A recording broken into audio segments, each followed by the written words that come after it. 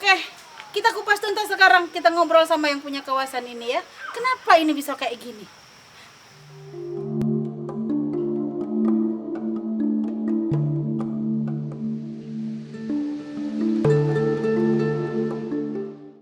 Oke, sekarang kita akan ngobrol-ngobrol dengan yang punya kawasan di sini, sehingga kita jadi tahu apa sih sebenarnya yang terjadi di sini. Langsung saja ya, Om Cusmay. Ya, Bu. Ini awalnya tempat apa sih sebetulnya? Awal-awalnya tuh dari mulai kapan orang-orang mulai datang ke sini? Tempat ini, jadi ketika orang-orang datang itu ada dua versi yang datang ke sini, Bu. Satu, mereka itu Islam untuk kearifan lokal, masalah situs persinggahan. Karena ada situs sejarah lah gitu ya. Juga. Yang kedua, kayak semacam menginginkan sesuatu gitu. Jadi orang datang ke situ dua versi, Bu. Tergantung niat awalnya juga. Gitu. Jadi pesugihan gitu lah ya. Iya, lebih tepatnya seperti itu. Tapi memang iya sih ya, di kita itu, di Indonesia itu memang banyak sekali tempat yang dipercaya akan memberikan itu tadi ya, pesugihan itu, dan biasanya ditandai dengan banyak monyet ya. Di sini banyak monyet. Saya tidak tahu apakah memang ada juga yang sudah datang ke sini merasakan khasiatnya, manfaatnya atau tidak. Warga sini gimana, Om Omo? Om Omo kan sukses ya. Ini karena sering datang ke sini juga kah? Belum tahu. Hah? Belum pernah. Belum pernah ke sini. Belum pernah. Waktu kecil aja, main waktu kecil. Nah, jadi cuma main aja, nggak sengaja langsung meminta gitu ya. Ini juga udah berapa tahun, udah puluhan tahun mungkin baru nginjak ke sini Tapi lagi. monyetnya tahu ya, dari dulu ada. Monyet itu tahu waktu zaman kecil. Oh. Ini habitat monyetnya dari dulu sampai sekarang masih segini-gini aja atau berkurang apa bertambah? Sebenarnya mah kalau habitat monyet itu bertambah, Bu. Tiap tahun itu bertambah. Berhubung istilahnya tidak ada penangkaran atau dipindahkan ke tempat lain, otomatis kan pertumbuhan terus banyak. Yang akhirnya kadang-kadang itu gimana ya? Ada perburuan nggak? Kalau perburuan di sini enggak, Bu. Oh. Enggak. Kalau perburuan itu ya sedikitnya dilarang lah gitu. Cuman yang kalau orang sini bilang itu ketika keluar dari sekitaran ini dinamain hama gitu. Jadi bisa aja itu bisa diburu atau apa gitu. Oh, jadi kalau misalkan monyetnya keluar dari hutan ini diburu oleh warga. Kalau di sini mereka aman gitu ya, Iya, dilindungi karena ini adalah hutan rakyat gitu. Nah, balik lagi yang pesugihan itu ada yang berhasil nggak? Ya kalau secara spesifik saya kurang tahu ya, Bu ya. Itu tergantung kembali ke orangnya yang memintanya juga. Nggak tertarik untuk ini ya, nggak tertarik untuk pesugihan sini juga? Belum, Bu. Belum. belum berarti mau ya. Oh, enggak juga tapi. Belum ya. Tahun berapa sih mulai rame orang datang ke sini? Kalau untuk kepentingan pribadi itu dari sekitar 80-90-an. 80. 80-90-an. Tapi kalau untuk dibuka Yang ininya kearifan lokal sebagai patilasnya itu sekitar 2000-an. ada kunciannya, tapi biasanya ada juru kunci ya? Ada ya. Ada. Terus maaf banget ini, mau tanya, juru kuncinya ada berapa? Satu. Ini di sini tempatnya ada juru kuncinya. Biasanya tempat-tempat bersejarah atau katakanlah yang dianggap sakral, ketika ada juru kuncinya, biasanya si juru kunci itu membersihkan tempat tersebut, merawat dengan baik. Ini saya lihat sama sekali tidak terawat. Sudah sampah di mana-mana, sudah jalan ke sininya juga tidak layak lah gitulah ya. Ini masih hutan alami saja gitu. Jadi saya sih menyarankan kepada siapa yang bertanggung jawab terhadap tempat ini, karena Anda juga kan mempunyai kepentingan ya. Juru kunci kan pasti punya kepentingan, minimal dia dikasih uang rokok lah oleh yang datang ya, oleh tamu gitu. Nah, maka tolonglah dijaga ini kebersihannya terutama gitu. Ada apa sih sebetulnya yang paling mereka selain pesugihan, apalagi gitu di sini? Kalau selain itu nggak ada. Nggak ada. Nggak ada. Ya. Jadi para subscriber aku yang tercinta, siapapun kalian yang ingin kaya silahkan datang ke sini. Tapi belum menjamin. Tapi tidak menjamin. Asal kuat berhadapan dengan monyet dan kuat sugesti terutama ya. Jadi kekayaan itu kan sebenarnya karena usaha kita sendiri dan keyakinan kita. Ini monyetnya marah. Aduh, nggak mau monyetnya marah.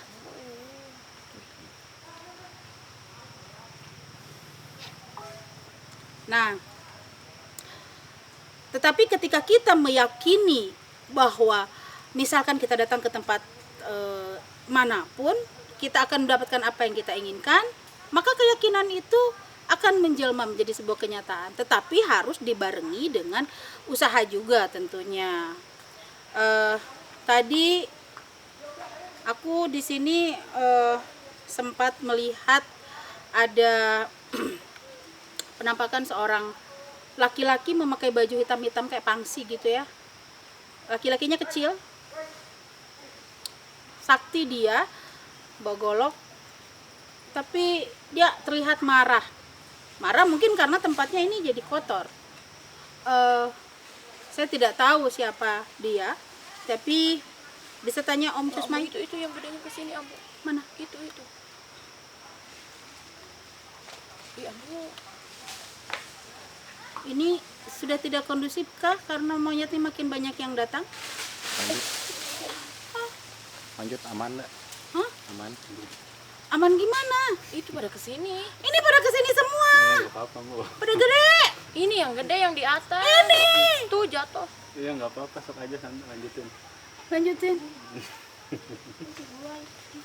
Oh, tapi sebentar.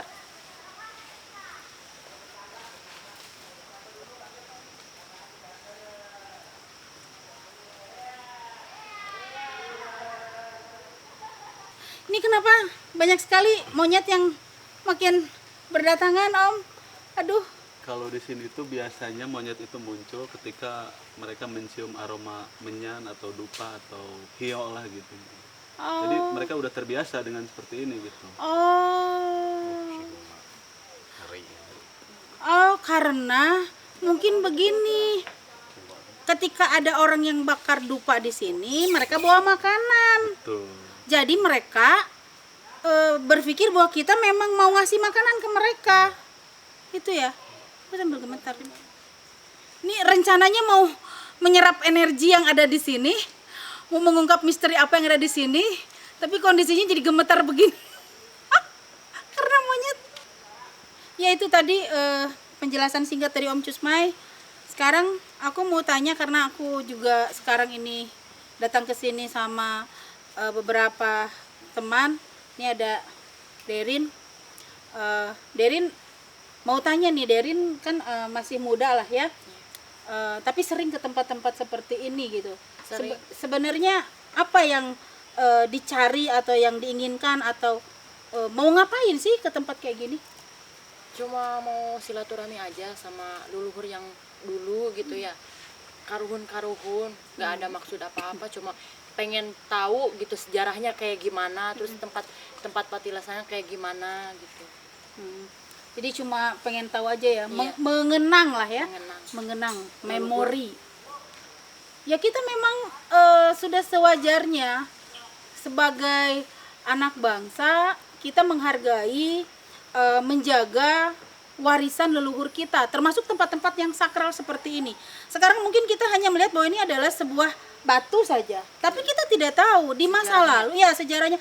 Di masa lalu ini tempat apa? Mungkin ini adalah sebuah tempat berkumpulnya orang-orang pada waktu itu, memutuskan sebuah keputusan yang penting untuk masyarakat banyak, atau mungkin ini adalah tempat untuk menimba ilmu mereka, karena kan leluhur kita memang bersatu dengan alam gitu ya, atau ini adalah sebagai penanda bahwa di sini pernah ada sebuah peradaban, kita tidak pernah tahu. Dan sebetulnya sah-sah saja ketika ya sah-sah saja ketika ada yang meminta kepada yang namanya juga kepada orang tua ya, meminta biar aku bisa kaya gitu ya. Tapi tolong Sewajarnya. satu sewajarnya, yang kedua dijaga kebersihan tempatnya gitu. Karena kan kita juga tidak bisa memaksakan keyakinan orang kan berbeda-beda ya. Ada yang datang hanya untuk sekedar silaturahmi kayak kita gitu ya, atau ada juga yang meminta sesuatu, ya itu silahkan, terserah. Cuma itu tadi, tolong dijaga kebersihan, dirawat tempatnya, seperti halnya kita kepada orang tua. Kalau misalkan kita datang baik-baik, kemudian kita memberikan Sini, jangan, jangan.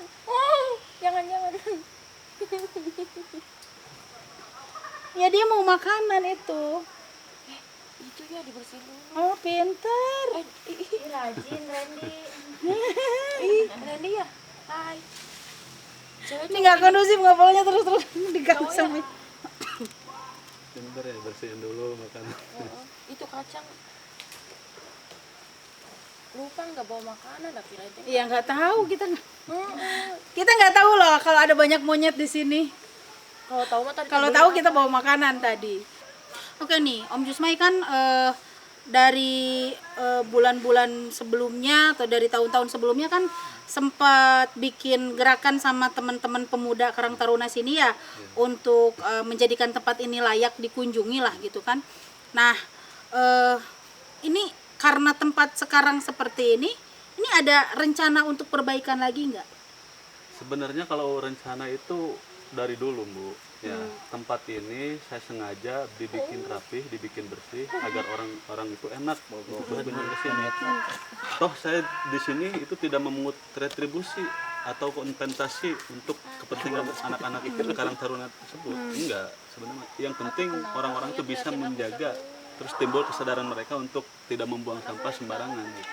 Nah, gimana kalau pakai retribusi aja? Maksudnya biar ada dana juga kan buat anak-anak Karang Taruna itu gitu yang menjaga di sini gitu kan, dari mulai kebersihan dan keamanan serta kenyamanan, karena kan memang nggak akan nyaman juga kalau orang kesini monyet pada datang kayak gitu. Mungkin ada sebuah area yang bebas biar si monyetnya nggak datang, apa mungkin di situ ada makanan apa gimana gitu.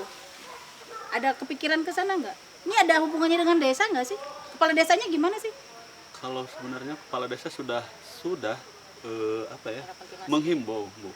Dari dulu udah menghimbau, sok silahkan gitu. Kelola tempat ini gitu untuk kepentingannya penduduk setempat juga, Bu. Cuman yang jadi masalahnya Gitu-gitu teuing nyaksieun dia. Atuh dah amo mama cenah teh sieun cicing dedena. Amo mah malah kabur. Udah amo. Udah sana dulu ya. Pokoknya kitanya lagi syuting dulu. Jangan keganggu.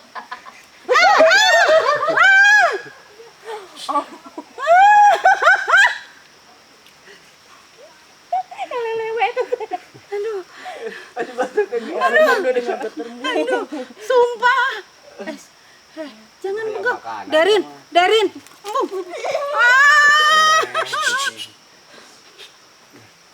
Aduh. Maaf pemirsa. Maaf sekali. Aduh, apa? Mau ke aku? Kata kalau punggung. Takut, nggak mau. Kalau punggung kenapa? Ambu. Nggak mau. Malah sini ku kurang. Kalau punggung kenapa? Oh, kenapa? Aduh, Kamu mau sih diam-diam. aduh udah ya, nggak kondusif. Kumaha ieu. Oke, pemirsa. Jadi tadi ada informasi sekilas katanya. Ini sih berhubungan dengan cerita rakyat di sini. mitosnya katanya monyet-monyet ini sebenarnya adalah penjelmaan dari orang-orang yang tadinya muja ya, ngipri ke sini gitu. Ketika mereka mati, mereka akan kembali ke sini dan menjadi monyet-monyet ini tadi. Ya, wallahu alam ya, nggak tahu ya. Kebenarannya seperti apa nggak tahu, tapi orang-orang mempercayai itu. Jadi kalian yang mau muja ngipri ke sini biar bisa kaya, nanti kalian kalau mati jadi monyet dan jadi penghuni di sini gitu dong ya. Sepertinya. Seperti begitu ya. Percuma mati juga kaya juga kalau matinya jadi monyet. Aduh, ini sampai gemetar banget. Ini kayaknya udah banyak juga ya ngobrol. Sebentar sebelum close, aku mau sedikit merasakan energi. Kita kuat. Ada misteri apa sebetulnya di sini? Selain tadi penampakan laki-laki yang pakai baju hitam-hitam, aku mau mencoba untuk menerawang apa sih di sini tuh, ada apa sih gitu. Ya, berdoa saja, mudah-mudahan monyet-monyetnya bisa kondusif.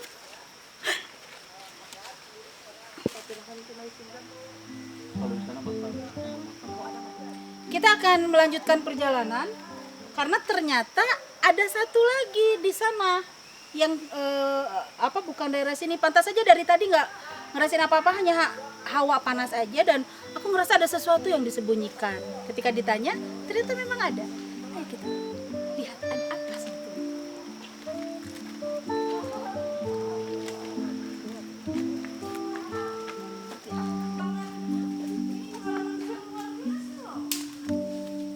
Aduh, salah jalan, tapi nggak apa-apa demi konten.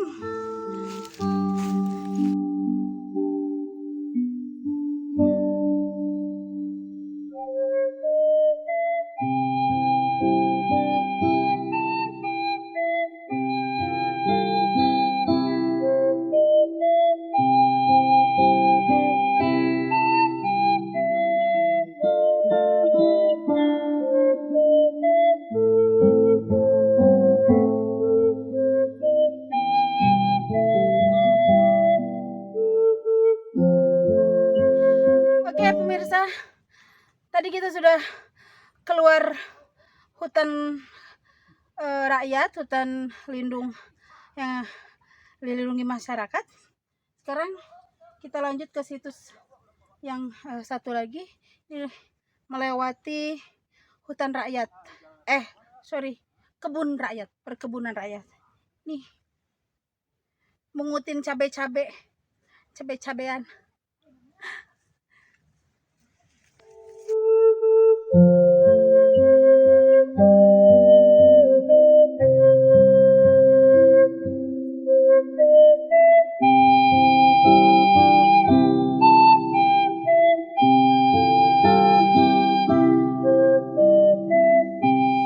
Oke, kita ini tadi sudah ada makam di sini, namanya makam Astana Panjang.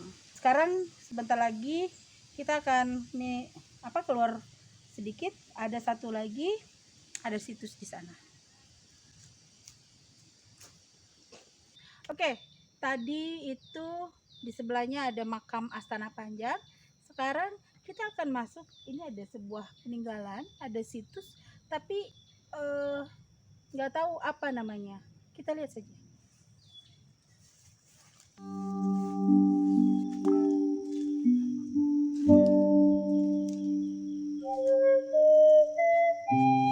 Hawanya beda.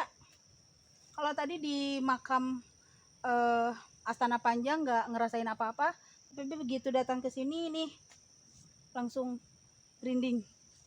Kayaknya energinya besar.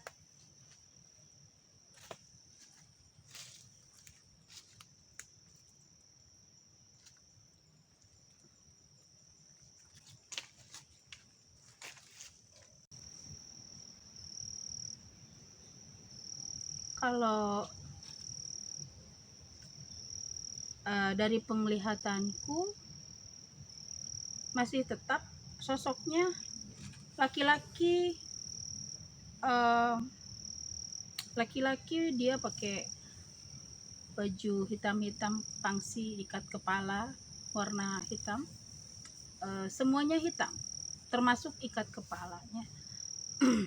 Bawa golok dan dia sangat sakti, tapi kadang-kadang dia juga pakai caping ya, dudukui. Sepertinya dia yang menguasai di wilayah ini, kawasan ini. Jadi begini ya, kawan-kawan, alam sekitar kita ini menyimpan rekaman data yang bisa kita akses ketika kita bisa melakukan koneksi. Dan tadi saya mencoba untuk merasakan energi yang ada di sini. Dari tadi, dari bawah sampai terakhir di sini, energinya masih sama, masih melihat penampakan itu sosok seorang laki-laki yang sangat sakti. Tidak tahu siapa beliau.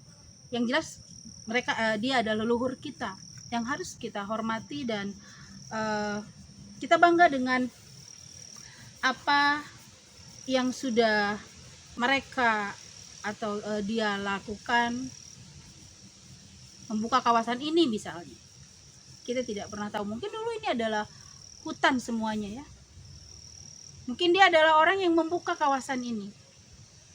Dan batu-batu seperti ini adalah sebuah pertanda bahwa dia pernah ada. Sekali lagi, jangan pernah terjebak dengan hal-hal yang dianggap klinik atau mistik. Kita datang ke tempat seperti ini hanya mengenang kenangan yang ada di sini. Oke, terima kasih sudah nonton video ini sampai selesai. Jangan lupa subscribe, like, dan komen tentu saja.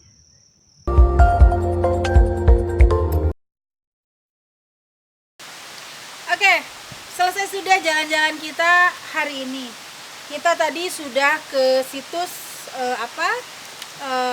Prabu Siliwangi Gunung Panten, di mana di dalamnya itu ada peninggalan dari Eyang Putih dan Eyang Prabu Cakradewa. Tapi kita tidak tahu yang mana yang Eyang Putih dan Eyang Prabu Cakradewa. Karena apa? Karena memang tidak ada penjelasannya di sana. Terima kasih sudah nonton perjalanan kita hari ini. Sampai ketemu di perjalanan-perjalanan berikutnya. Dan tentu saja, sekali lagi jangan lupa subscribe, like, dan komen, share tentu saja ya. Oke, terima kasih semuanya. Rahayu.